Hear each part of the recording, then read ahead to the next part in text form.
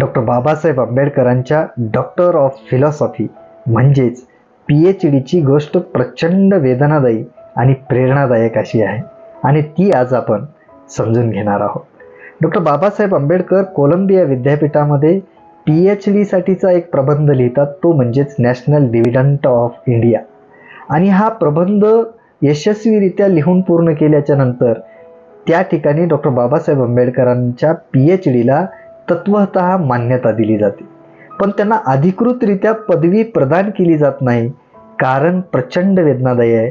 कारण डॉक्टर बाबासाहेब आंबेडकरांना त्या काळामध्ये त्यांनी लिहिलेला प्रबंध पुस्तक रूपामध्ये प्रकाशित करण्यासाठी त्यांच्याकडे तितके पैसे राहत नाहीत आणि पैसे नसल्या कारणाने ते पुस्तक रूपात तो प्रबंध प्रकाशित करू शकत नाहीत आणि त्यांना अधिकृतरित्या PhD भेटत नाही.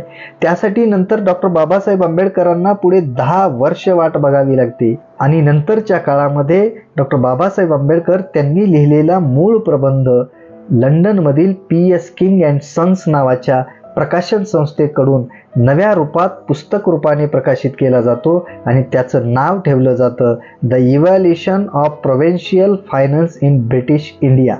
आणि या नावाने पुस्तक प्रकाशित केल्याच्या नंतर डॉक्टर बाबासाहेब आंबेडकरांना 10 वर्षाच्या नंतर 8 जून 1927ला अधिकृतरित्या PhD म्हणजेच डॉक्टर ऑफ फिलॉसॉफी प्रदान केली जाते.